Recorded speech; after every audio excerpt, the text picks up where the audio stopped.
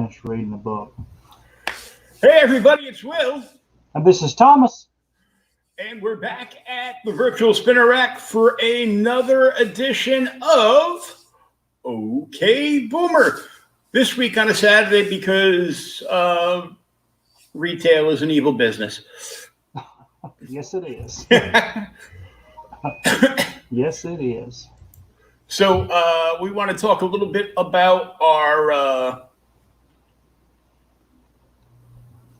our sponsor, Spinwizz Comics.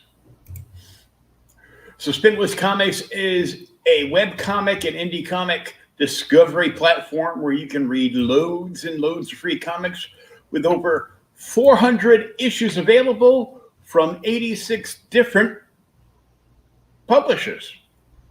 Indie publishers or self-published, and it's a free app on iOS and Android. And as long as you're logged into your app, every page of comics you read can get you tossed into the drawings for freebies from Spinwizz Comics, monthly, quarterly, and annually. And here's just a little bit more about the app.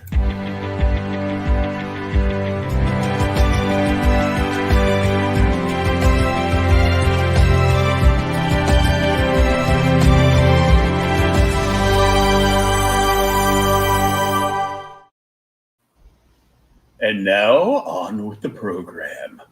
This week, we're going to take a look at FantasticFour 48, which has everything that you could imagine and more in the Fantastic Four universe. It does. It's like they were going down a checklist. And now this is the first appearance of Galactus. Is this the first chronological appearance of Silver Surfer as well? Yeah. Plus, there's a lot of other issue highlights in here and appearances that I honestly just didn't remember. But it's been a long time since I've read this. So, but I mean, Jesus, man, it's almost in the middle of a storyline because it's a pretty cool book, especially introducing everybody. Oh, yeah. Well, not almost. It is in the middle of the storyline. It's in the middle of a battle that the family of four got dragged into between Black Bolt and Maximus. And, and there's some pretty gnarly stuff going on. And, I mean, this book read perfect. This is a perfect comic. Well, I mean, it is. The other thing, too, that's amazing about this, like I said, it's in the middle of one storyline, then it starts another storyline. There's no break in between it, and everything's just coming fast and fluid. Yeah, like if 2020 was a Marvel comic, it would be FF48. Let's hope it doesn't get that bad. Right? Yes. You just barely stop Black Bolt's evil brother from destroying all human life on the planet just to be sat upon by Galactus and the Silver Surfer. Yeah. I did like the Skrull appearance in here myself. I thought that was pretty neat. I'd forgotten that they were in this book. Oh yeah, five panels.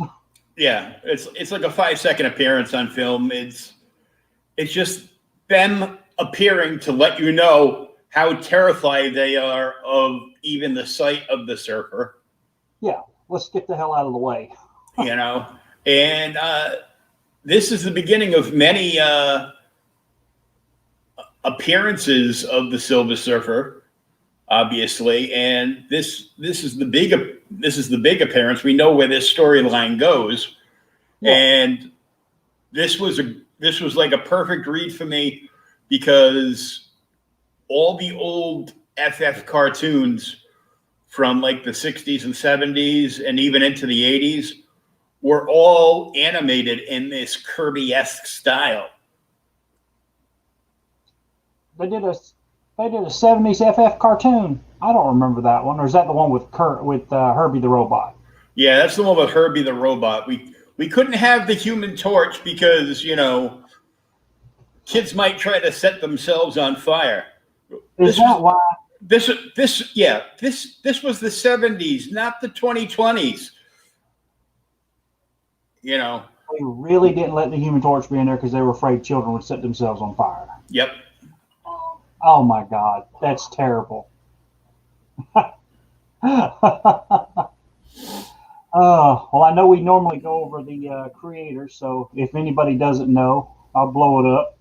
Yeah, and we have the little tidbits beside their name, which we both love. Yep. A fateful vibrations have started thanks to Maximus and also thanks to Stan Lee, the writer without peer. I don't quite believe that, but Jack Kirby, penciler of the year, and still, yeah, our good friend that just passed this year, great guy. I got to meet him and talk to him a whole bunch of times. Joe Sinat, the inker most sincere, and it was Jolton Joe. That was the name he got in the bullpen. And Artie Smeck, how'd he get in here? Artie Smeck must have been our he was our editor. Yeah. Editor. Okay. Mm-hmm. But yeah, man, when they start with a crazy splash page, you know it's going to be good. Yeah, I mean, just look at it. The whole world's topsy-turvy. They're all, flying all over the place. I mean, we get a nice dose of the Inhumans. We got Karnak. I forget his name now. Hooffoot there. Gorgon. Gorgon, that's the one. Yeah. And Medusa. And Crystal, the Seer, Black Bolt, Madman Maximus. I forgot that the Inhumans were in this book. It was crazy. And they're not even part of this story. No, they're not. It's like, we're going to wrap this up. Okay, we're going to throw up a big wall around our moon base because, somebody might make a TV show that sends the moon into, trajectory to the far lengths of the galaxy.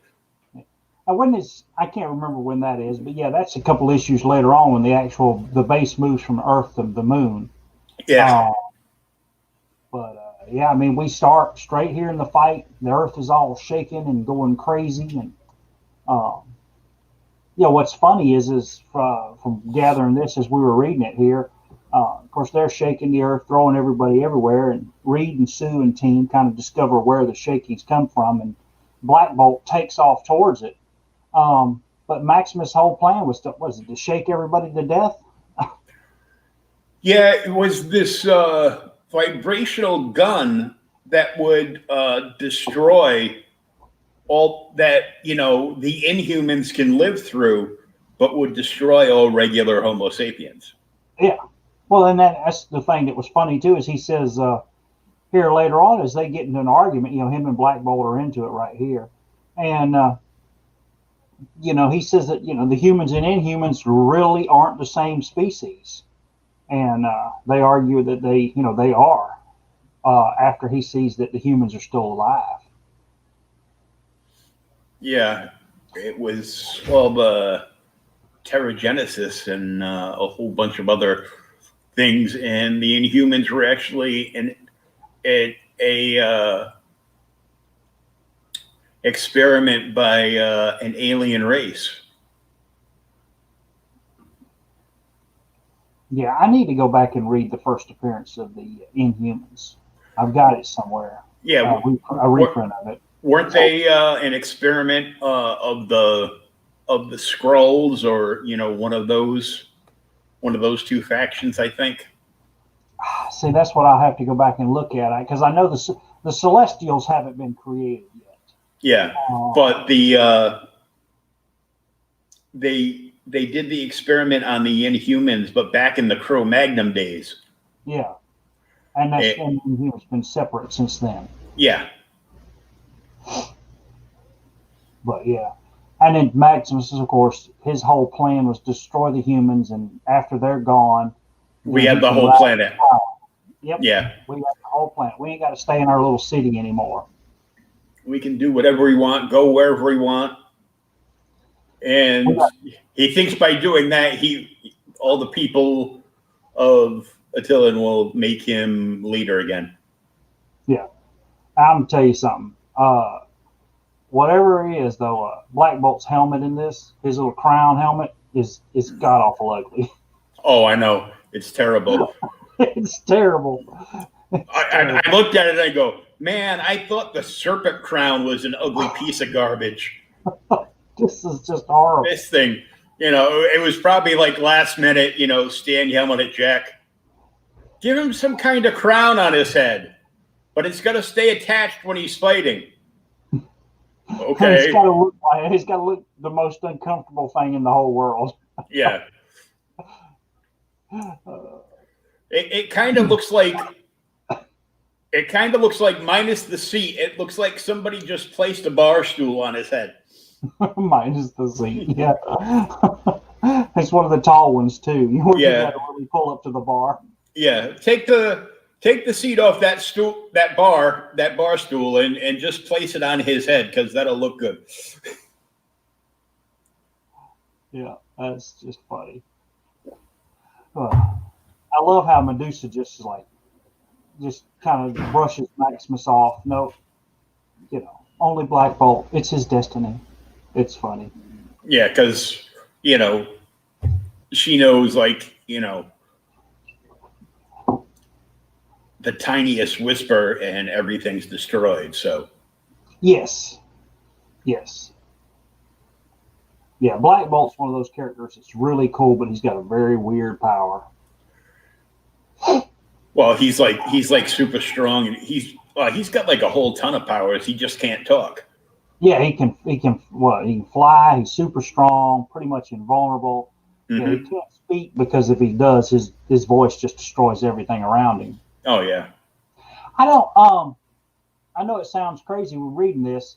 Why is Crystal in regular clothes? I haven't figured that out yet. I mean, I was sitting here reading it, and I'm like, he calls her out, but if you go back here at the first page, she's wearing like just a regular dress and pumps. Like what? I thought Crystal had a uniform. She did, but they were on Earth. She might have, this might have been like her and Johnny coming back from dinner or something.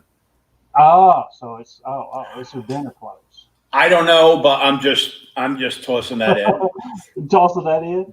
I'll just toss that in and say, yeah, he lost her anyhow, so it doesn't matter. I love that image of Mad Maximus in the bottom left panel.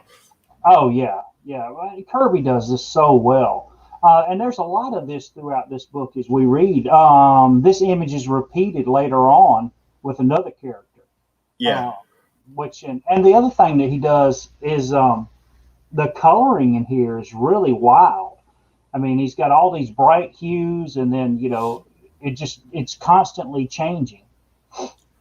Yeah, I think like the Maximus panel with all like the stress lines going out and everything. Yeah, I think that's how Jack would do. He goes, this isn't just a crazy moment. We're looking at the Earth ending in 2 different times in this book. Oh, okay. Yeah. And then he came up with this, and it's like, yeah, well, that's gonna be my WTF moment drawings. So we'll go with that. Yeah.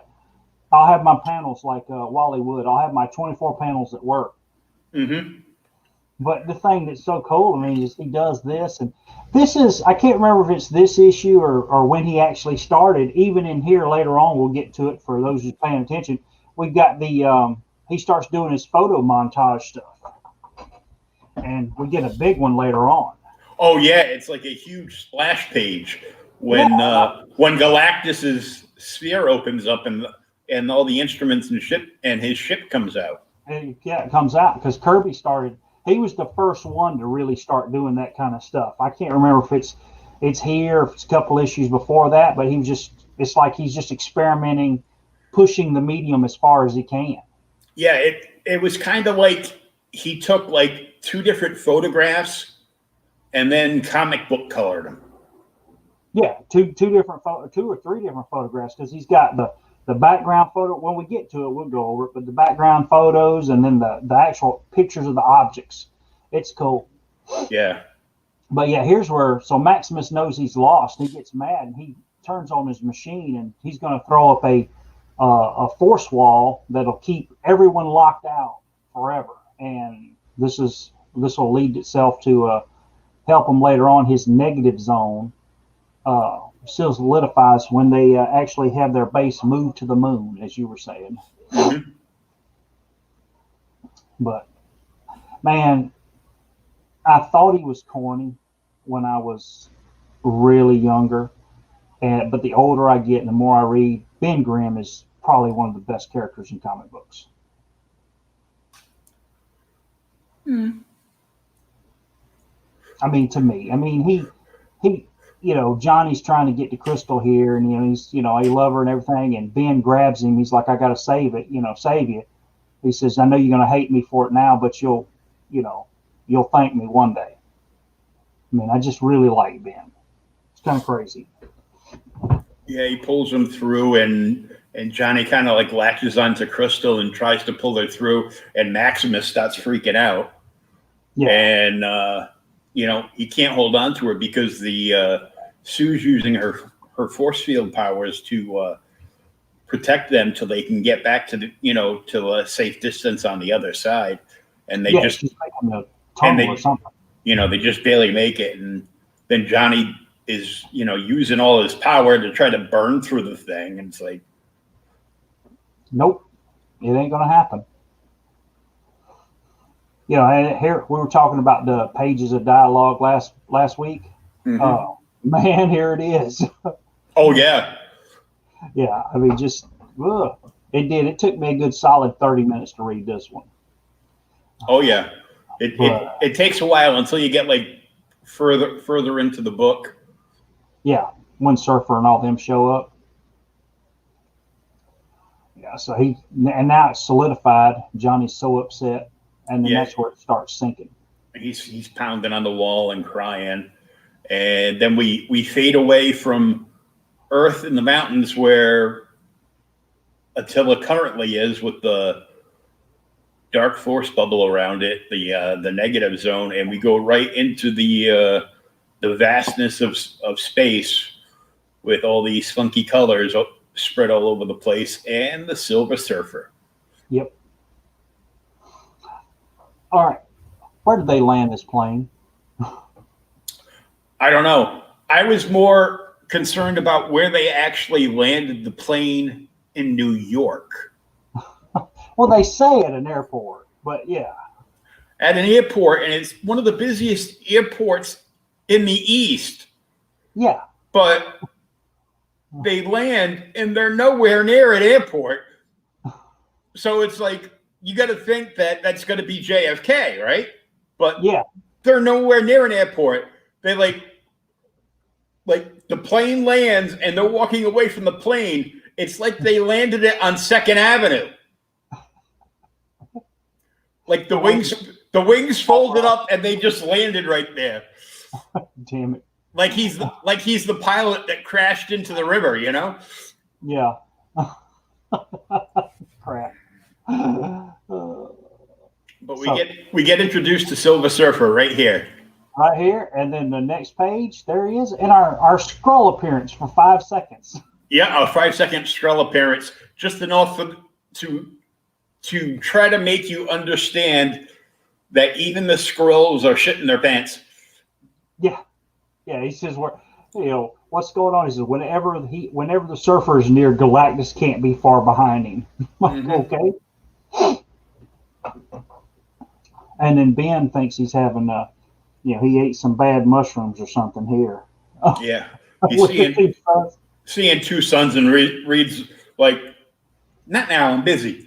It's like, what? I'm flying the ship. Leave me alone, buddy. You're looking out the window of that big giant jet that landed nowhere, apparently. Yeah, and you can't see the two suns until it gets huge. Yep. And the damn world explodes into fire. It's like you're right there talking to Ben, looking out a window, but you can't look to see if there's actually two suns. They come flying out of one sun with all the flames behind them, and then they're flying over the city with all the flames over the city, and then they land nowhere. I'm staying with that. Yeah, it's all JFK. It's not on JFK. It's on Second Avenue, like you were saying. Yeah. Maybe they landed on the top of the Baxter Building. The plane needs a really short runway. Oh yeah. Oh yeah. Ask any Navy pilot that's going to land and take off from an aircraft carrier, okay? They land like Snake Plissken does on top of the Baxter Building. You know, it's leaning off the front. Mm-hmm.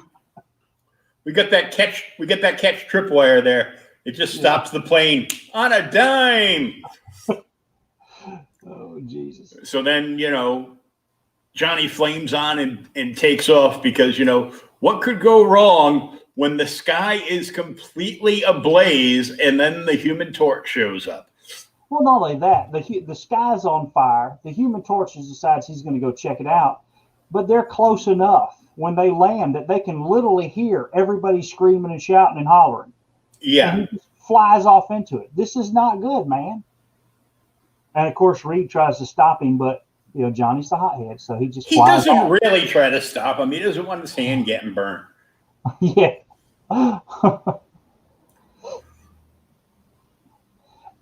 This panel is good too. I mean, all the detail here. I got something crazy I'm gonna ask you because I haven't looked it up. I just I refreshed my memory on this book and read it right before the podcast. I don't know how close you got to the issue, but if you blow this up, no standing, 7 foot 10 inches. What? For? Galactus. I mean, there's a public shelter sign, no standing, 7 foot 10 inches, no parking. I'm like, really? That's a crazy little something for a reason there. But I was like, really? Well, because I'm of the proper age we both are to remember 2011. So when he started talking about this is going to be something pretty dire to have, then he speaks about, all the craziness going on and, the whole world is, running, they're all running for their lives. I'm like, yeah, I saw that on TV when I was in my early 20s. Yep. Couple of towers coming down, and I saw a lot more people than that running. Yeah, that was terrible. I thought I woke up and a movie was playing. Where were you at? I was at home because I was DJing like 6-7 nights a week. Yeah. So when I get finished DJing, we'd all hang out and get hammered. So I'm coming. I was coming to out of a little bit of a stupor. And, I would leave my TV on all night, for background noise to fall asleep to. And then it was on. And then the actual news came on and, local news would break in and then world news would break in on top of them. And then I was like, holy shit. I jumped in for like a 30-second shower, got dressed, grabbed my car keys. All my gear was already in my truck. And I flew down the road to my LCS because one of my best friends in the world owns and runs my LCS. And, I'm running the door. I go, have you seen this? And, he's like, yeah. I'm like, and, it was crazy because my mother was still alive, so she was calling me to make sure I was okay. I go, yeah, I'm fine. I'm not in New York. Yeah. And but as it turned out, I had two cousins on my mother's side that two of my mother's cousin's sons that I had never met, just seen pictures of when they were like real little. They're all from New York, so both of them got killed in the tower in the first explosion. Oh, dang. So. Yeah. Ugh. But okay, moving on to happier things. Human Torch is getting a brick thrown at his head. Yeah. I love, and they break out a freaking high pressure water hose. They've just got one right here, and they hose his butt down. Just by coincidence, somebody left a high pressure fire hose out on the sidewalk, hooked up to a building. Yeah, and they hose him down. And see, this is the other thing that I was wondering about the airplane earlier. Mm-hmm. They got the Fantastic car here, which the Fantastic car shows up in like issue 3 for the first time, right? And I thought they had the Fantastic Jet, but I can't remember when that showed up. This is their they call it the hover car. This isn't the Fantastic car, because the Fantastic car was the one with like the separating cars. Yeah, it had the 4 little things, but that's what I'm saying. This is the little hover jet that they're going from the airport back into town with. Mm-hmm. That's what I'm saying. Because they say it earlier in the issue, they actually chartered a freaking commercial jet. So I was just, that's crazy. Trying to put that stuff together. So they have their hover round over here oh no, that's what I have. Never mind. They have their hover car over here because the 2 steps it would have taken from wherever that mysterious plane landed, that would have brought them, right onto 42nd Street. But no, we got to take this. Ben's slow and heavy. He can't walk around like the rest of us. No, but then he just falls off the damn car. Pat, we're glad we're entertaining you. he lands. Yeah. Yep. From Geronimo to it's clobbering time. Yep. What did he say? Like my Aunt Patsy would say, and then he yells, "It's clobbering time." Exactly. Aunt Patsy was a pain in the ass. What? Aunt Patsy. Oh wait, that might be Pat in the. You're not Ben Grimm's Aunt Pat, are you? Because Aunt Petunia. Oh, it's Aunt Petunia. Okay, we're good, Pat. We're good. Damn it! Dang it! He goes to save, and that's the thing. He saves Johnny, and like really, and so this dude is just gonna decide he's gonna stand up to the thing. Oh God, there's Pat. It's Pat. Yeah, he's gonna save. He's just gonna jump on the thing. He's made a rock, and you're gonna punch him. No, he punched him once right in the jaw, square on, nothing. Yeah. Gives him a body shot. Oh, my knuckles. Yeah. They didn't hurt the first time. That must have been adrenaline pumping. I remember that the little finger thump. Mm-hmm. Hulk does that in one issue. I can't remember it, but that's funny. Oh yeah, that's hilarious. I love that. Plink. Yeah. He knocks his ass out and then tells him, he says, here, sleep it off. When you go to the emergency room, you could tell him what a phony I am. Mm-hmm. And, Ben's putting his hat on his lap. I'm like, is he also going through his pockets? Because I can't see his other arm. That's what he's doing. He's hiding. You can't see it. He's keeping you from seeing it. That's what he's using the hat to cover it up when he rifles his pockets. Oh, God. Only you would think something like that. Let me see if this goon's got any spare change on him for the pocket meter. Yeah, for the pocket meter. But after all of that, then all of a sudden at the bottom of this page, here comes a Silver Surfer again. Mm-hmm. Into another explosion. So right at this panel, I thought Surfer had just busted through the flame that was around the planet. Well, that's kind of what it looks like. Yeah. Yeah, but no, he's just flying through something in outer space. So a mighty supernova. Yeah, what's behind him in that first bottom left panel is that star going supernova, and then it hits him and it launches him straight across the galaxy. And by the time he gets controlled from all the inertia,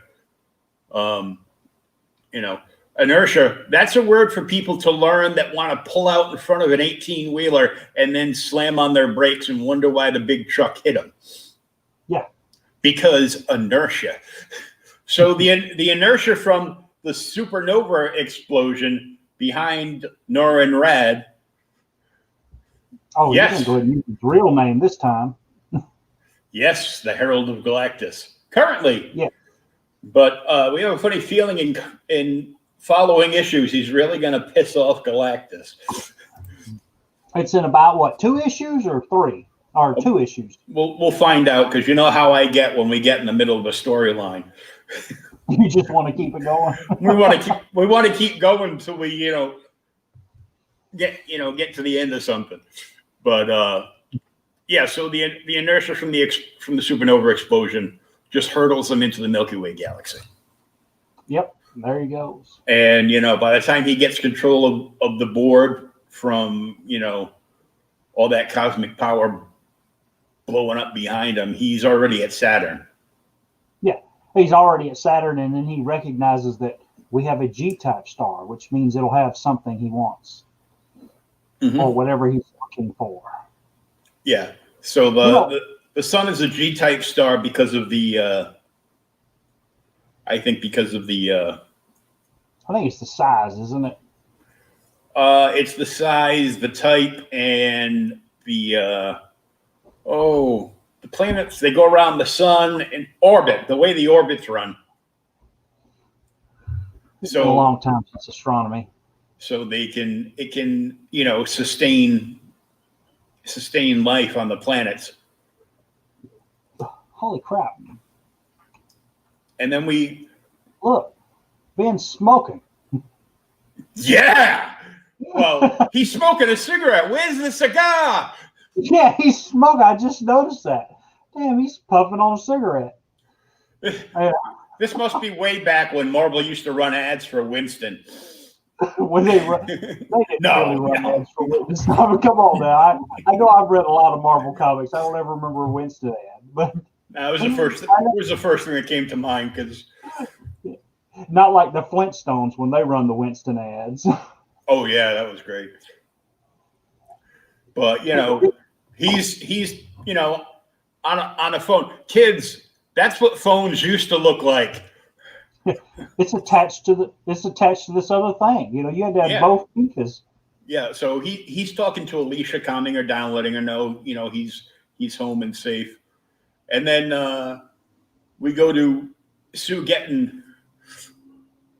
She's bitching because she wants to have Which that tastes good like a cigarette should. That is the old ad. Yes, it is. I think Pat might be a boomer. Yes, he is. Welcome to the club. But and then Ben's like, Sue, shut the hell up! I'm talking on the phone here. Yeah. And she decides she's gonna go into one of her female rants.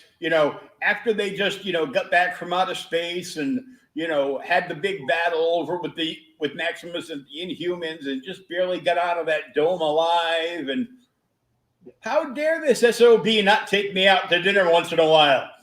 Yeah, exactly. I want to go out to dinner. You're not going to ignore me. I haven't changed my clothes. You're the most famous family in New York. Where are you going to go out to dinner that you're not going to get mobbed? And then he makes it. And Reed is just such the family man and loving husband, that he just hangs up on her ass. Yeah. But all of a sudden, from like 2 pages prior, he's got like 2 weeks growth of beard. Exactly. Apparently, there's a forwarding time no field. 40. Oh yeah, you're honorary. Gen X to Boomer. I'm not quite a Boomer, and Thomas is a couple of years younger than me, and I'm younger than the Boomer mark. So yeah. Just barely. But sure. Honorary club member. Yes. That's funny. So, he hangs up on her. And then she's like, to hell with him. And she's going to storm into the thing. Yeah, she storms off. And then now Johnny's enjoying a good, or not Johnny, but Ben's enjoying him a good cup of coffee while Johnny pines for frickin' Crystal. Yeah. Oh. Yeah. Johnny, she's hid behind a barrier. Yeah. You're the Human Torch. You're in New York City. I'm sure you can find a girl to go out with. And that's the thing. In 20 issues, she's completely forgotten from now. And then that's when Johnny starts dating everything that walks. Yeah. But the forever the 20-year-old superhero. Forever the 20-year-old superhero. Well, it's funny here that now all of a sudden, now we don't have flames. We've got freaking rocks everywhere in the sky. Yeah, we've got space debris and one helicopter apparently with all the scientific technology we need to find out what it is. Yeah, just go in and look. And then I love it. This is where she breaks in, and she's, like we were talking, they haven't been here long. You've been working for hours without food, without rest, and I won't stand for it. But really, she didn't have his best interest at heart earlier. She was bitching because he wouldn't take her out to dinner. Mm-hmm. Me. We're trying to save the world here, honey. Can you give me a break? Yeah. And then we get boom. There's our the Watcher. Yep. And I'm sorry, but in this top panel, the Watcher looks a little buff. Yeah. Well, he's been drawn buff for a long time, but he looks a little extra chunky here. He looks more like Baby Badass from that comic that came out last year from Action Lab, I think. Oh, okay. That's okay. We're both nuts anyhow. Damn it. Oh. See, there's our Maximus the Mad panel again. Yep. Yeah, down at the end. There's Galactus. What's funny is it's better control of the cover of the colors because you get the blue in the background that makes the yellow and orange pop more, and there's no stress lines. No, he's just freaking. Well, they don't have room for stress lines. He's got to explain everything. Right here, he explains the whole thing. Oh yeah, everybody in the Marvel universe practically is in this book. Yeah, it's nothing but damn. Have we got this person in yet? Where can we put them in at? Right now. Look, Stan Lee's writing the book, and Jack Kirby's drawing the book with Joe Sinnott behind him doing the inks and embellishes. That was like the A team right there for Marvel. Yeah. Well, and the other thing too is this book is still so early. I mean, this is what 60. FantasticFour came out in 61. This is 48, so it's 4 years. So 65. I mean, everything is so early. Yeah, it was still 4 years before I was born. Yeah, everything they're doing is brand new, and they're just throwing it in as they go. It's amazing. Yeah. But and then he goes in this last panel. I said, "There's no stress lines," and that's because the watcher actually just explains, why he's freaking out. The Silver Surfer's on his way. And what's cool is this is one of those things I've told people that some of the early Marvel books really crackle because everything's created whole cloth. Stan and Jack were doing so good. I mean, they've got the whole background and everything already kind of planned out. Silver Surfer's on the way. He's the advanced scout for Galactus, who we still have no idea what he is, but everybody's damn terrified of him. And I'm putting the rocks to conceal the Earth. What, first appearance of Watchers in like 20 or something, isn't it? I think so, yeah. Yeah, it's an Earth. I know what the cover looks like. I just can't remember the number right off my head. But Surfer just blows right through the freaking rocks. Right there. And then this is the thing kind of got me earlier is so the Surfer blows right through the rocks. And did they have the damn door open? Was Johnny listening in the background? Because he just flies right for him. Yeah, I think so. And Surfer just wigs around him. And once he gets there, he goes ahead and he notifies Galactus that he's here. Pat, I would say a lot. Yeah, an 8.5 is going to be stupid expensive. Like well over like the $3 or $4 grand mark. Probably, yeah. Yeah. An 8.5, yeah. Especially if you get a graded copy. Oh yeah, graded premium on it.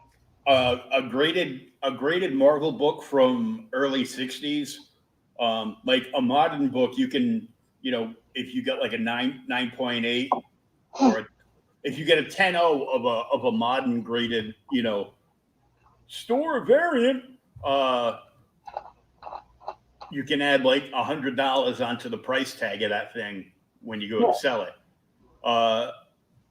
Even like a 7.75 on this book, you can easily add, if it's a graded copy, you can easily add like a G note onto that. And if it's, even if it's like a mid to low,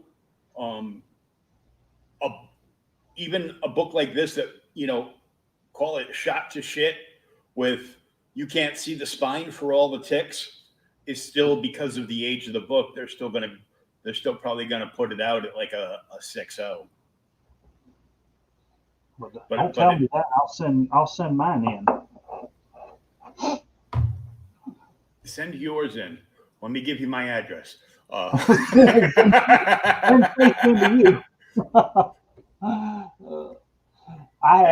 Mine though is mine's pretty rough, but it's also got that wonderful little the thing from the retailers where it was never originally sold, and they actually trimmed out the little FantasticFour logo and sent back for credit. Mm. Yeah, can you imagine? Yeah, somebody didn't buy it off the shelf originally. That's crazy. Oh, so you bought a coverless copy? No, it's not coverless. I've got all the cover, but the little the box in the corner, mm-hmm. the little corner box that has all FantasticFour people in it, they could trim them out and send them back for credit. Oh yeah, but years later they wanted you to tear like the whole cover off and send like all the covers back, and then you tear the whole cover off. Tear off the cover. And then dispose of the rest of them. Put them in your fireplace and get rid of them. Yeah. No, you're not gonna get rid of them. You're gonna put them up there for like 50 cents, or you put them up there and give them out like 10 for a quarter or something. Yep, make the extra money. Yeah. See. Yeah, exactly. That's why it says on. I remember because when I used to work in like convenience stores here and there, and when the new magazines would come in, I hated that day because I would have to go through and in between like as soon as you had to do something, 5 million customers would walk in. You work in retail. I don't have anything about this. Is it on your voicemail? the back of mass market paperbacks. Take them home. Yeah. Take them home and read them. Yeah. Yep. I used to get mad because used to have to go through when all the new magazines would come in. We'd have to go through and we'd have to rip the covers off of the old ones and replace them with the new ones. The new ones. We'd have to take counts of the old ones that we still had. We'd have to send them back the covers, and we have to toss out the rest of them. And my manager would make me do all that until it came to like the Playboys. He goes, "No, I'll take care of these." Because he would rip the cover off and take them home and take them to his buddy's house from when they played cards. Oh, dang it. Hey, you know, we're going through all this talking about coverage, you know, people that show up, and we still only on page 17, man. We're only at 17 because it's a long way. Yeah, to only go back to when we were 22, huh? Oh, I'll say 23 because 23 is when I got my first job DJing at a gentlemanly club. Dang it. 35 years of that.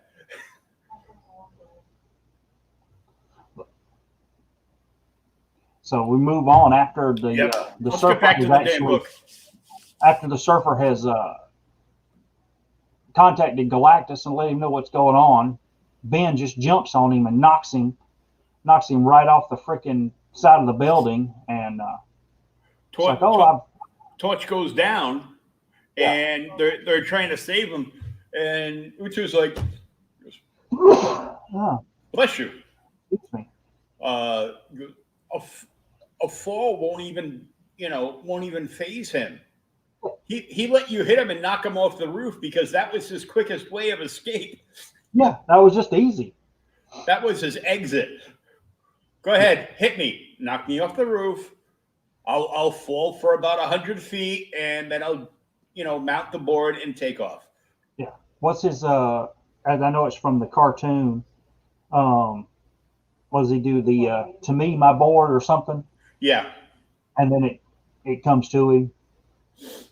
And then here's another of our crazy panels. Oh yeah, that whole thing.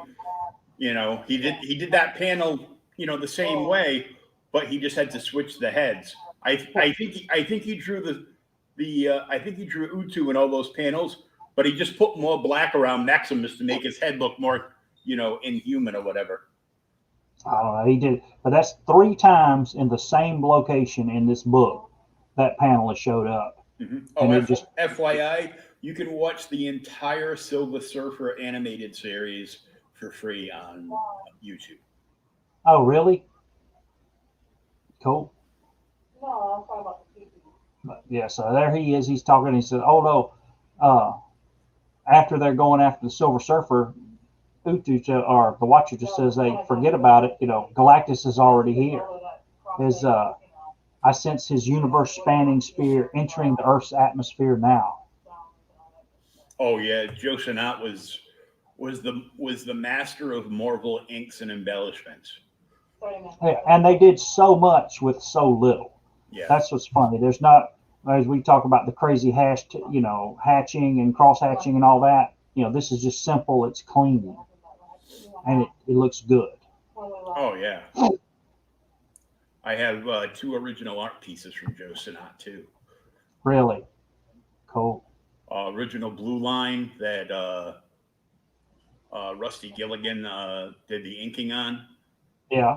For the Joe Sinnott challenge because it was from the Inkwell Awards, so they raised money, for artists. And the other one was one of the many times I get to meet him at local New England conventions, and I got an original sketch from him.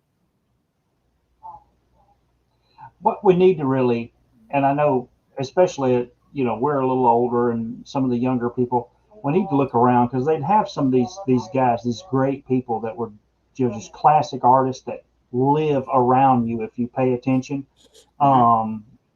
and they may go to local conventions, and I wish that they would have some more local conventions. It was last year or the year before, I think it was, that I think it was Jack Davis died, and I didn't know that Jack Davis lived on or around St. Simon's, which is about an hour and a half from where I live. And I was like, really? Jack Davis lives here in my backyard? Not anymore. And I didn't. Yeah, not anymore, but He was, yeah, because like the artist that was on the that Dynamite series, Red Sonja Dies, is Craig Russo, and we literally live like a half hour away from each other. Really? Yeah. Cool. But yeah, So, you gotta pay attention to like here we go with this. This was the huge splash page. I'm just like, okay, there's the yellow and black is an aerial photog of New York City. New York. And then the other one is, in the middle they just did like, gray overwash tones. And then they took like, a picture or a rendition from outer space and did some more crazy colors. He colored he put the moon complete yellow. The moon's in like pink. This is something else in yellow. Oh, I thought the yellow was the moon, and I thought the pink was like Neptune or something. Yeah, that's the moon right there. This is something else, Neptune or something else. But I mean, what are these objects? This looks like a camera and a tripod, and I mean, it's like he's just mixed all this stuff together. And this is the giant spaceship and everything. All right, because we're both old enough. What does this look like? Something should be in a comic book. You want me to give you a hint? Well, the first thing I thought of, I'd go, oh, look, it's Baby Yoda's egg. No. Yeah. Skylab? Remember the smiley face ship from Heavy Metal? Oh, God, yeah. It's the smiley face spaceship. I wonder if that's where they got it from. It's almost a dead ringer for it. Yeah. First Earth chick we see. But yeah. The tracer goes over the pencils. I'm Walking Dead first through 37 books live behind me in New Orleans. Oh, cool. Yeah, that's cool. But yeah, the Hitcher guide ship. Yeah. But that's our splash page. Yeah. And that's the kooky splash page. Yeah, because it just stands out. I mean, there's our regular comic, there's a splash page, and then boom, Galactus. And I couldn't, it's funny to see him in, because later on, they changed the suit. He's got the red and the green colors here, no purple. I can't remember when they changed him to purple. He's wearing a short sleeve shirt and he's wearing a kilt. I look here, and when I first turned the page to this one, and I saw the bright red, orange, and the darker green and everything, I'm like, oh my God, Galactus is Portuguese. He's Portuguese. Dang it. But yeah, he just gets out. There it is. My journey is ended. This planet shall sustain me. Oh yeah, they would.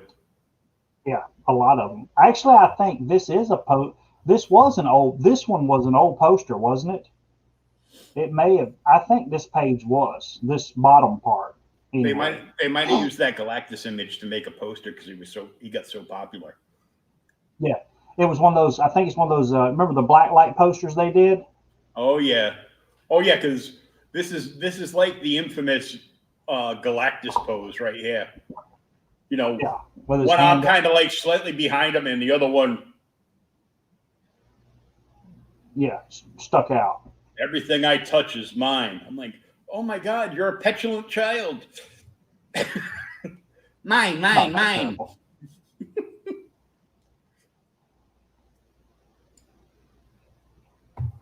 All right, now we got one more page after this. Oh, thanks, Pat. We try. We do our best. Isn't there another page after this? Nope. Because now we have to read the next issue. Ah, that's it. I was looking at the next issue earlier. Okay. That's why there's not another page here. Next issue, Prepare for Wonderment. Yeah, that's why this big yellow thing down here goes on for an hour explaining to us why we have to buy the next issue. So we're going to do the next issue next week then, 49? Yeah. Yep. Now I couldn't remember, a lot of what went on in this because I read like collections of these books over the years, like Yeah. because I also worked part-time for my local LCS on and off for about 20 some years. And matter of fact, every time I used to be in the shop before I was like this, in the wheelchair, if the phone rang, my buddy'd be like, "Yeah, pick up the phone. I'm not here." And Pick up the phone, I'm not here. He wasn't hiding from his wife because his wife will just go on and on. Every Saturday, Pat. Usually we go live on was it Thursday nights? Yeah, usually it's Thursdays. What happened is this week my employer decided to throw a semi truck on me, and I had to go in on Thursday and unload it. Because nobody else works there. Pretty much is what I feel like sometimes.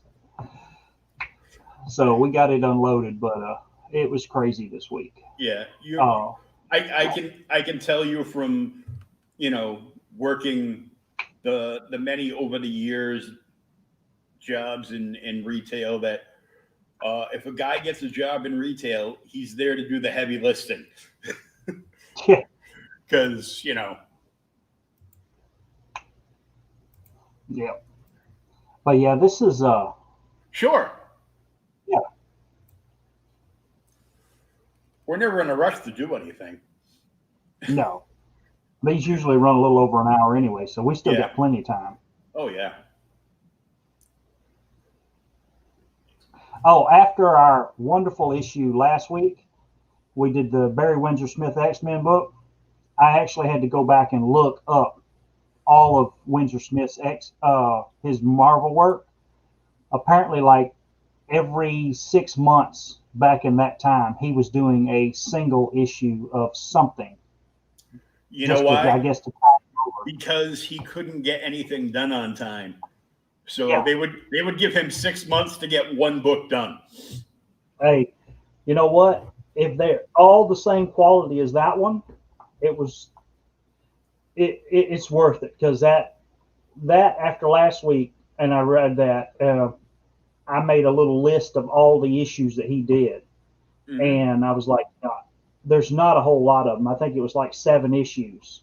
I just need to go ahead and buy these 7 issues and find them. We did 205. He did, I think it's like X-Men 195 or something like that. He did. I have the Power Pack episode, X-Men, that we talked about, with Wolverine on the cover about to give our little Power Pack girl a stab. And just got into 70s and 80s. Oh, that's good stuff too. Yeah, Starlog is cool. Starlog's awesome. I used to buy Starlog all the time when I was younger because well, I'm a friggin' nerd, and there was lots of cool Star Trek stuff in there.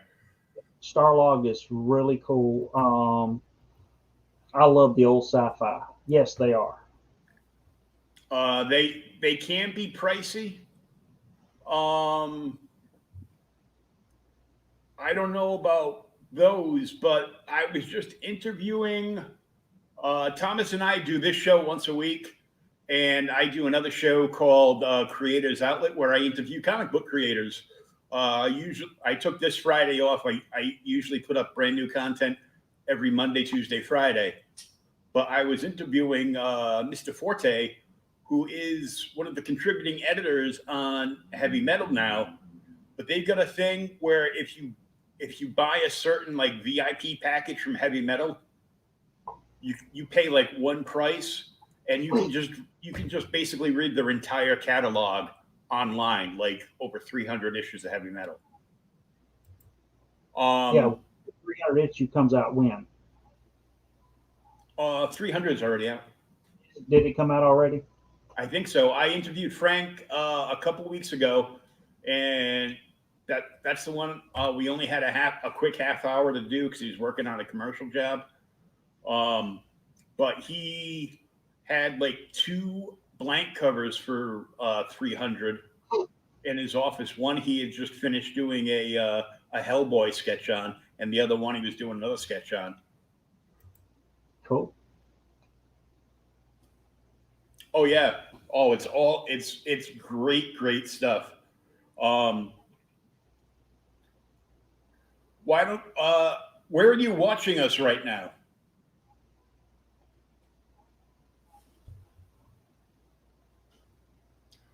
Like, are you watching us on Facebook or YouTube?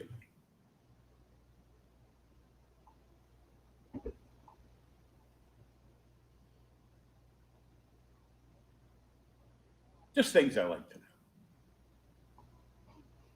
Well, one thing you can do too, Are you watching this show right now? This podcast? Oh, on YouTube.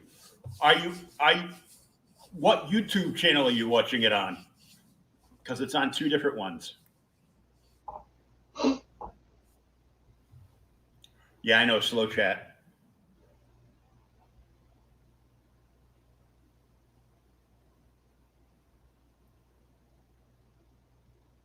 Are you watching this on Outright Geekery YouTube, or are you watching it on the other YouTube channel? Oh, you're watching it on my channel. Okay. So obviously you have subscribed and liked on the channel. If you go to Facebook and search Outright Geekery, there is an Outright Geek, not the groups, but a page. There's an Outright Geekery page. Well, thank you for your subscription. I appreciate it. If you go to Outright Geekery page on Facebook, you can give it a like and a follow. And there are tons of videos on there. Of the podcasts, the first 3 days of the week, Ryan and a couple other guys do Goofy Show, This Geek in Comics, or as they call it, the Shit Show. Oh, thank you. And Thomas and I obviously do this once a week. I do Creators Outlet 3 times a week. There's a couple of guys that are streaming video game stuff. We have the Comic Book Bullies. They're West Coast, so they go live I think tonight, but not till like 1, 2 o'clock in the morning because they're doing it West Coast time. Yeah. And there's a few other shows in there as well. Yes.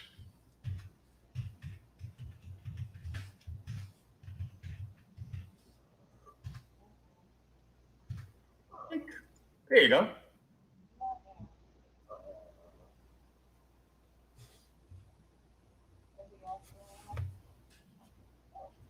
Yeah, so you can just copy and paste into the search, and you can find a lot more videos there.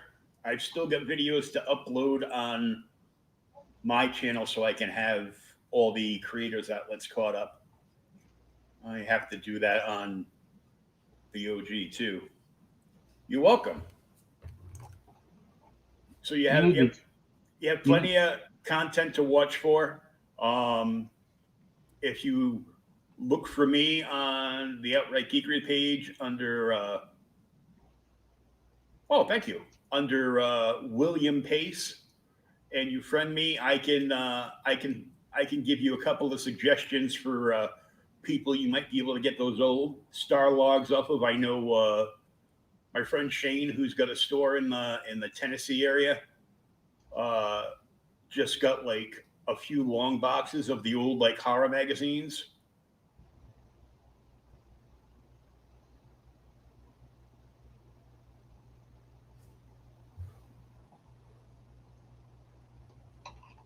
Oh, we can see you now, Pat Smith. All right.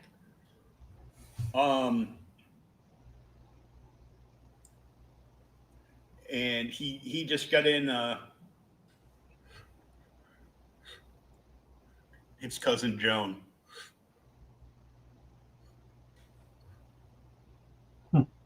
Oh, it's my cousin. It's your cousin, Pat is?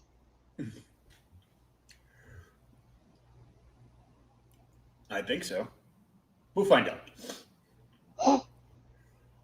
But he gets lots of the old magazines in. He got like 3 like long boxes in of like no, I thought, okay, well, I have so many cousins I can't count. Look, now that the show's over, we have like 4 people watching. Yeah, we usually get our views after we're all done. That way they don't have to confront us and say anything in the chat. Well, I know we normally do a brief pre-show. We're leaving now, and they're talking about finding sweet deals or whatever. I'll show you. I actually found miscategorized on eBay the other day. Guy had some Thor issues up, and they were $6. And I'm like, okay. So I got to looking at them, and he said $6. And the lovely Thor 42 is actually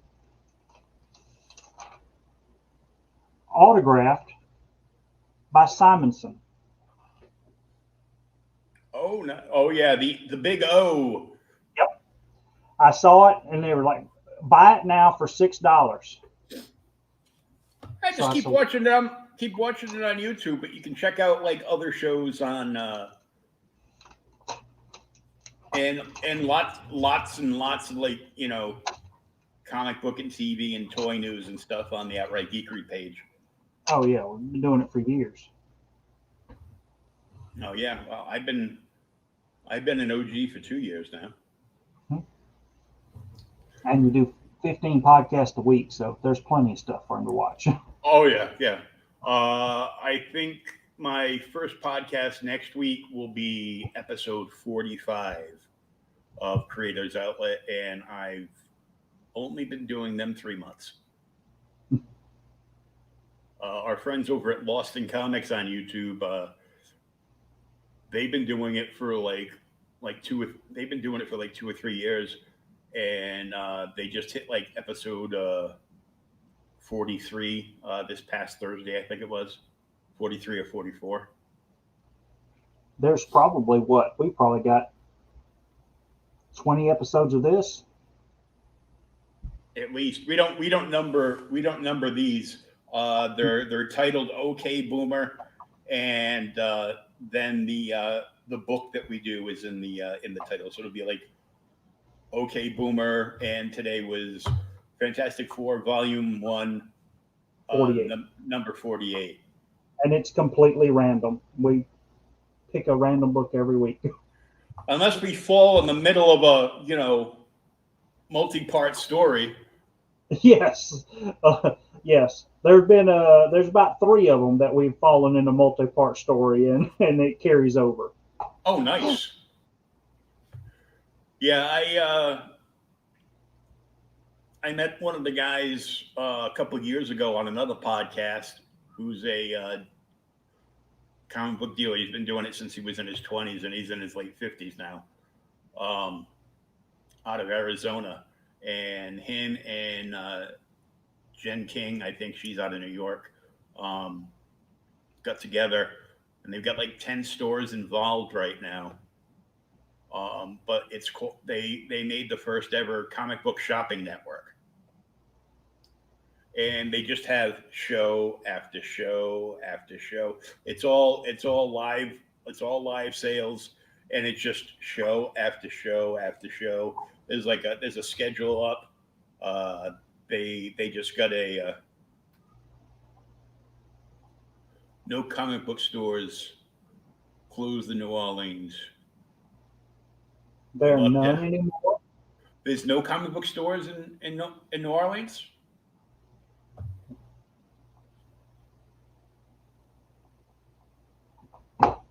Yeah, that's kind of crazy. Well, Yeah. Between all the floods and gators and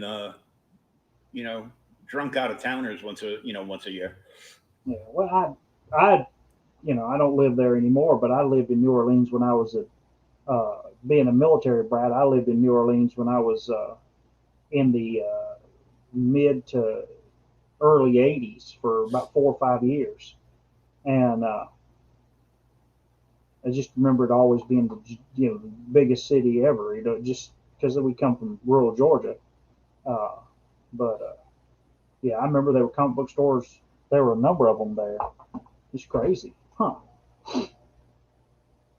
God, even Macon has two comic book stores now. Actually, well, two comic book stores, and then one that sells comic books, a third one. Huh? Wow. You said Macon, and all I could think was Macon Bacon. Yep, Macon Bacon, the Macon, baseball team. Macon Bacon. Oh, there's tons of comic book shops around me. Oh, Oh, with the COVID and all, there's no stores left open anymore. oh man, That sucks that big time. sucks. Yeah, yeah, that sucks terrible. Well, there's plenty of online options to buy stuff. Definitely check out the Comic Book Shopping Network. They have like I usually buy from Jesse James Comics in Arizona. Only problem is because he's out in Arizona, his show starts so late, and if I stay to the end of the show, I'm like, I ain't gonna get no sleep again tonight. Yeah, So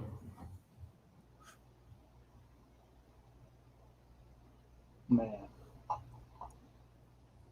you're in the All right. Navy. You're in the Navy, Pat.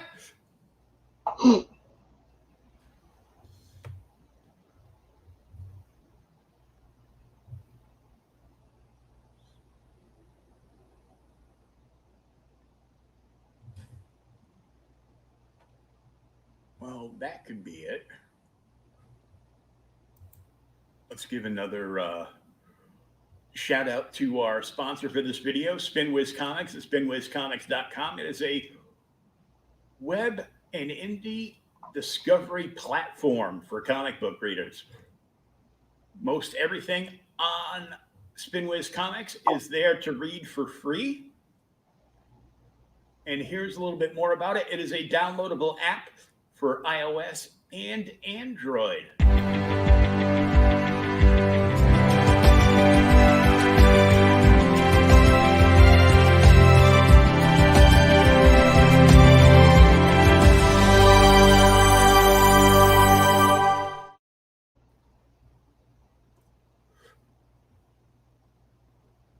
Oh, my bad. Sorry. All of our stores survived. Well, that's good to hear, man. Oh, okay.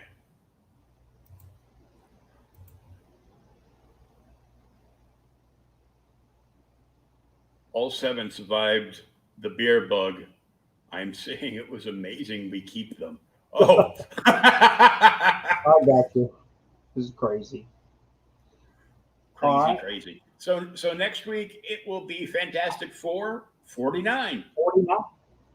And This next Thursday. Next Thursday, around between 8 and 8:30 p.m. we will be live with another episode of OK Boomer. Yeah, night, Pat. Thanks for joining us. Thanks. Check back in next week. And we'll see everybody again real soon.